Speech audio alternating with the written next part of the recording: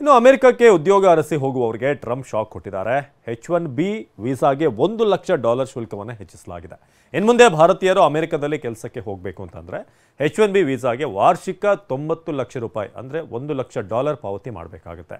ಇದೇ ವಿಚಾರವನ್ನು ಮುಂದಿಟ್ಟುಕೊಂಡು AICC ಅಧ್ಯಕ್ಷ ಮಲ್ಲಿಕಾರ್ಜುನ ಖರ್ಗೆ ಪ್ರಧಾನಿ ಮೋದಿ ವಿರುದ್ಧ ಕಿಡಿಕಾರಿದ್ದಾರೆ. ಹುಟ್ಟುಹಬ್ಬದ ನಂತರ ನೀವು ಸ್ವೀಕರಿಸಿದಂಥ ರಿಟರ್ನ್ ಗಿಫ್ಟ್ ಇದು ಅಂತ ಮಾರ್ಮಿಕವಾಗಿ ಕುಟುಕಿದ್ದಾರೆ.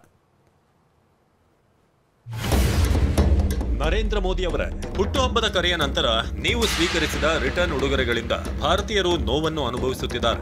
ಅಬ್ ಕಿ ಬಾರ್ ಟ್ರಂಪ್ ಸರ್ಕಾರದಿಂದ ಬರ್ತ್ಡೇ ರಿಟರ್ನ್ ಉಡುಗೊರೆಗಳು H1B ವೀಸಾಗಳ ಮೇಲೆ 1 ಲಕ್ಷ ವಾರ್ಷಿಕ ಶುಲ್ಕ ಭಾರತೀಯ ಟೆಕ್ ಕಾರ್ಮಿಕರಿಗೆ ಅತ್ಯಂತ ಕಠಿಣ ಪರಿಣಾಮ ಬೀರುತ್ತದೆ. H1B ವೀಸಾ ಹೊಂದಿರೋರಲ್ಲಿ 70% ಭಾರತೀಯರು. ಈಗಾಗಲೇ 50% ಸುಂಕ ವಿಧಿಸಲಾಗಿದೆ. ಭಾರತಕ್ಕೆ 2.17 ಲಕ್ಷ ಕೋಟಿ ನಷ್ಟವನ್ನ ಈಗಾಗಲೇ 10 ವಲಯಗಳಲ್ಲಿ ಅಂದಾಜಿಸಲಾಗಿದೆ.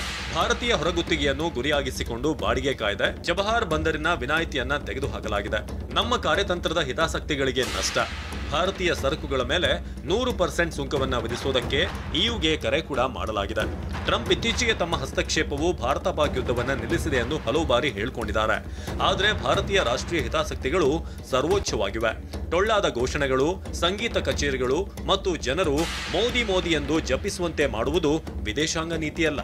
ವಿದೇಶಾಂಗ ನೀತಿಯು ನಮ್ಮ ರಾಷ್ಟ್ರೀಯ ಹಿತಾಸಕ್ತಿಗಳನ್ನು ಕಾಪಾಡುವುದು, ಭಾರತವನ್ನು ಮೊದಲು ಇಡುವುದು, ಬುದ್ಧಿವಂತಿಕೆ ಮತ್ತು ಸಮತೋಲನದೊಂದಿಗೆ ಸ್ನೇಹವನ್ನು ಮುನ್ನಡೆಸುವುದು. ಇದನ್ನು ನಮ್ಮ ದೀರ್ಘಕಾಲೀನ ನಿಲುವನ್ನು ದುರ್ಬಲಗೊಳಿಸುವ ಅಪಾಯವನ್ನುಂಟು ಮಾಡುವ ಮೇಲ್ನೋಟದ ಧೈರ್ಯಕ್ಕೆ ಇಳಿಸಲಾಗುವುದಿಲ್ಲ.